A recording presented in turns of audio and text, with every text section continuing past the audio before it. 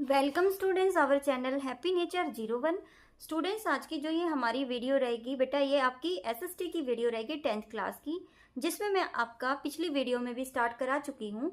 जो बच्चे on demand exam दे रहे हैं और जो बच्चे पब्लिक एग्जाम देंगे, ऑन डिमांड एग्जाम जुलाई और पब्लिक एग्जाम अक्टूबर, तो उसमें आपका एसएसटी का पेपर किस तरीके का आएगा उसी के बारे में हमारी पिछली वीडियो रही थी और ये वाली भी। और कुछ क्वेश्चंस मैंने जो है करा दिए थे। आज हम क्वेश्चन नंबर 11 का सेकंड पार्ट करेंगे, तो वीडियो को लास्ट तक जरूर देखना। अच्छे से मैं आपको समझा दूंगी, क्योंकि मैंने आपको स्टार्टिंग में ही बताया था कि कोई भी वीडियो का कोई भी क्वेश्चन अगर आपके सामने आता है तो सेम उसी लैंग्वेज में नहीं आएगा, उसको दूसरे तरीके से आपको समझाने के लिए दे दिया जाएगा। तो सभी बच्चे अच्छे से क्वेश्चंस को करेंगे। स्टार्ट करते हैं आज की वीडियो। सबसे पहले आप देखो, ग्लोबल वार्मिंग पारिस्थितिक तंत्र को कैसे प्रभावित करता है। ठीक है, जैव विविधता को बढ़ावा देकर, खाद्य श्रृंखलाओं को शिथिल करके, निवास स्थान की हानि और प्रजातियों के विलुप्त होने के कारण मिट्टी की उर्वरता बढ़ाकर। बेटा, ग्लोबल वार्मिंग का आपको पता ही है, जो हमारे जैसे हम पेड़ काटते हैं या फिर पोल्यूशन फैलाते हैं, वातावरण प्रदूषित करते हैं, ठीक है ना, तो हमारी पृथ्वी पे बहुत सारी चीजें हैं जो नष्ट होती जा रही हैं। तो वो कहते हैं किसको प्रभावित करता है? निवास स्थान की हानि। अब जहाँ लोग रहते हैं वहां तो हानि होगी ना।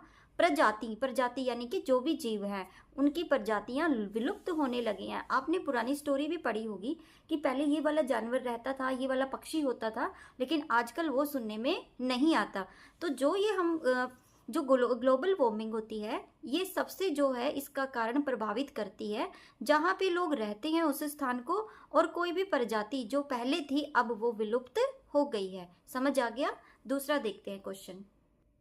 सेकेंड क्वेश्चन है, गुट निरपेक्षता की नीति आज भी प्रासंगिक क्यों मानी जाती है? ठीक है, क्वेश्चन है इसका, जो इसका ऑप्शन दिया गया है, ये राष्ट्रों के वैश्विक निर्णय लेने में भाग लेने से रोकता है, यह सैन्य संगठनों को बढ़ावा देता है, ये राष्ट्रों को वैश्विक निर्णय लेने में भाग लेने की स्वतंत्रता और अवसर देता है, यह सैन्य गुटों में शामिल होने का समर्थन करता है। ठीक है, तो गुट निरपेक्षता पहले आप इसके बारे में समझोगे। गुट निरपेक्षता होती है अलग अलग राज्यों का, अलग अलग जो हमारे कंट्रीज होती हैं उनका एक समूह हो जाता है। ठीक है, तो वो जो गुट निरपेक्ष उनकी जो एक वो बन गई अच्छी, तो कहते हैं आज के टाइम में भी उसकी क्या वैल्यू है। प्रासंगिकता का मतलब होता है उनकी आज क्या चीज़ है, कि कैसे उस चीज़ को माना जाता है। तो कहते हैं अगर राष्ट्र सारे राष्ट्र हैं, ठीक है, तो ये कहते हैं अगर राष्ट्र को वैश्विक निर्णय लेने में भाग लेने की स्वतंत्रता और अवसर प्रदान करता है, कि सारे जो राष्ट्र हैं वो एक विश्व जो है हमारा, वो अपनी स्वतंत्रता जो है उसको मिलती है और वो अपने निर्णय को भाग लेने के लिए कहता है। अब मान लो किसी देश को कुछ प्रस्ताव वो रखना चाहता है तो वो गुट निरपेक्षता में अपना रख सकता है। आगे चलते हैं, क्वेश्चन नंबर 13। निम्नलिखित में से कौन सा अधिनियम भारत के नागरिकों को सार्वजनिक जनहित विषयों से संबंधित जानकारियां लेने का अधिकार देता है? ठीक है, तो आपने पढ़ा भी होगा कि जानकारी, आपने एक वर्ड पढ़ा होगा कभी, आरटीआई। ठीक है, तो आरटीआई क्या है? Right to information act.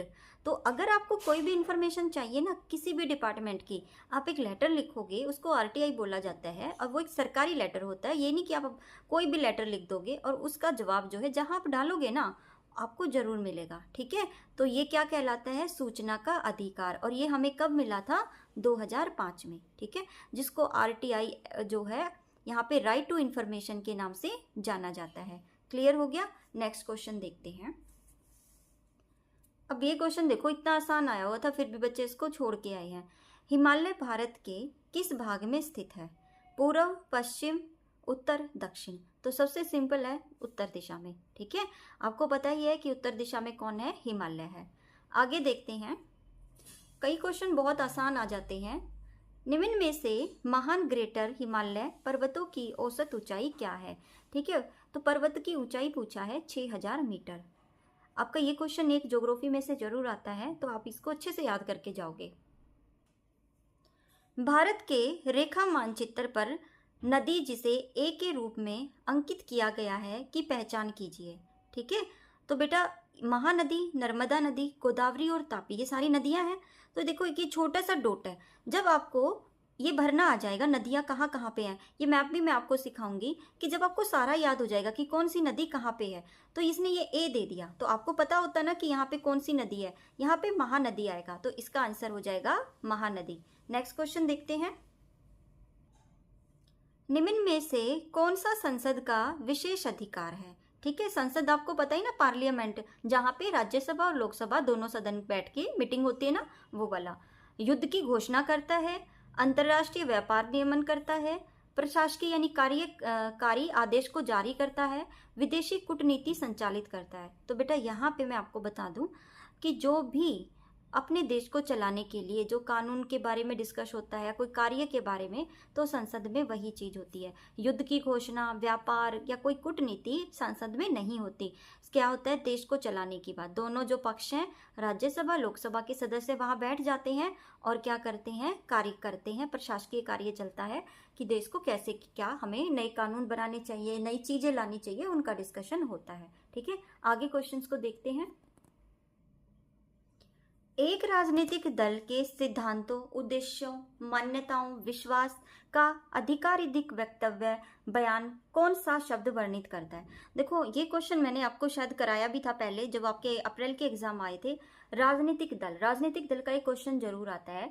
जब इलेक्शन होते हैं ना, तो आपके सामने जो भी वोट मांगने के लिए आते हैं अलग अलग पार्टियों से, तो वो क्या होते हैं, वो दल ही होते हैं। ठीक है, तो वे कहते हैं कि आप उनकी बातों को कैसे पता करते हो कि आपको वो क्या क्या चीजें हैं जो विश्वास दिलाते कि हम ये करेंगे वो करेंगे। तो पहले बेटा वो एक घोषणा करते हैं जिसको घोषणा पत्र के नाम से जाना जाता है कि भाई ये वाली जो टीम है, ये वाले जो दल हैं, ये वाली पार्टी है, तो ये वाली पार्टी क्या कर रही है, अपने घोषणा पत्र में कहा है कि हम जो भी बच्चा पढ़ना चाहता है उसके लिए हम एजुकेशन फ्री करेंगे। ठीक है, और हम नौकरियां निकालेंगे। ठीक है, और हम लोगों के लिए जो है पार्क बनवाएंगे। तो उनकी बहुत सारी घोषणाएं होती है जिसको घोषणा पत्र के नाम से जाना जाता है।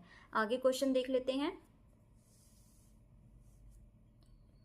किसी प्रकार की राजनीतिक दलीय व्यवस्था पार्टियों की बहुलता को बढ़ावा देती है जिसमें प्रत्येक दल विशिष्ट हितों का प्रतिनिधित्व करता है। ठीक है, तो यहाँ पे क्या कहता है, किसी एक प्रकार की राजनीतिक दलीय व्यवस्था मतलब कि कोई भी राजनीतिक दल जो होता है, अलग अलग जो पार्टियां होती है, इलेक्शन की जो पार्टियां होती हैं, वो पार्टियां बहुलता को बढ़ावा देती हैं। ठीक है, अलग अलग चीजों को बढ़ावा देती हैं। तो किसका क्या फायदा होता है, एक दलीय व्यवस्था। ठीक है, तो नेक्स्ट क्वेश्चन देख लेते हैं।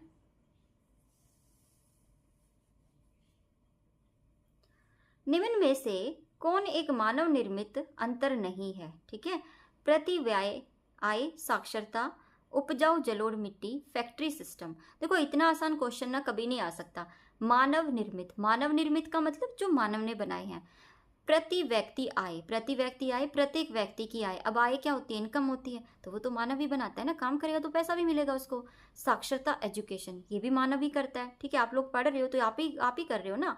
फैक्ट्री सिस्टम, फैक्ट्री भी मानव ही करता है। उपजाऊ जलोढ़ मिट्टी, अब जलोढ़ मिट्टी जो उपजाऊ होती है वो तो मानव नहीं कर सकता ना, वो तो अपने आप ही होती है, बस उसको सुरक्षित रख सकता है वो, उसको खराब ना करके। ठीक है, पोल्यूशन ना करके। तो मिट्टी तो उपजाऊ होती है, तो इसका आंसर हो जाएगा बी। ठीक है स्टूडेंट्स, आई होप आपको वीडियो अच्छी लगी होगी। बेटा आप बाकी क्वेश्चन हम कल की वीडियो में करेंगे, धीरे धीरे आपका सिलेबस पूरा ही हो जाएगा। और अगर वीडियो अच्छी लगी हो तो लाइक जरूर कर दिया करो, आपके लाइक बहुत कम आते हैं। और वीडियो को शेयर करना बिल्कुल मत भूला करो अपने फ्रेंड्स के साथ। और अगर आपके और भी कोई क्वेश्चन है तो वो भी मैं सॉल्व करने की कोशिश करूंगी। वीडियो पे ऐसे ही बने रहना। Thanks for watching. कल फिर एक नई वीडियो के साथ मिलेंगे।